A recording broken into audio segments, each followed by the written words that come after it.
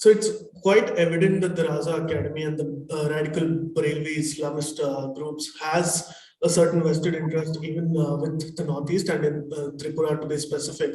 But can you qualify this for me? Why exactly are they vested in this? At the end of the day, it's not a very difficult analysis to come upon. These groups, there is this sort of general brotherhood, Right. and there is this sort of pressure tactics that are being played on our present dispensation. Right. These groups are very, very well versed with pressure tactics. Raza Academy is the same academy that in 1986, when Mufti Akhtar Raza Khan was arrested by the Saudi government, held protests in India. Yes. Congregations were held, processions were taken out, and the Saudi government was forced to release Khan after 11 days. In 1988, the first fatwa against Salman Rushdie was issued by Raza Academy. In 2000, Raza Academy opposed Taslima Nasreen's visit to Mumbai.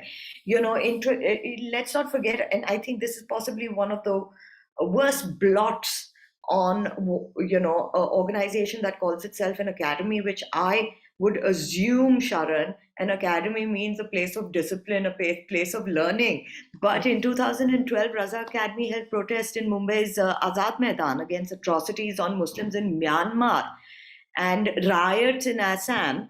The protests turned violent. 3 OB vans were burned, 11 vehicles were set on fire. They said that women constables were injured. In 2015, they issued another fatwa. This time it was against the Oscar award-winning musician AR Rahman and that Iranian filmmaker Majid Majidi for their involvement in the film Muhammad, Messenger of God. Now they have been after Mr. Wasim Rizvi, and they've been trying to pressure the government to take action against him. In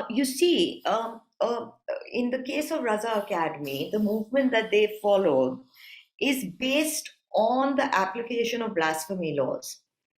So anything that is against that is of offense to them. Also, like I said, if they have supported other if they've supported, other organizations that they feel are a part of their faith, obviously they will have vested interests within, India as well, and especially when it comes to creating pressure tactics or being a strategic arm of somebody else to create these pressure tactics. They are the same people who demanded 5% Muslim reservation and the Prophet Muhammad and other religious heads prohibition of Slander Act 2021. Now it's called the Prophet Muhammad and other religious heads prohibition of Slander Act. Now other religions really don't have any sort of mandate to go after people who slander them. It's not sanctioned by religion. Yes. Only Islam is. So this entire bill, even if they say other religious heads prohibition of Slander Act, it actually is only serving the purpose for blasphemy laws. Right.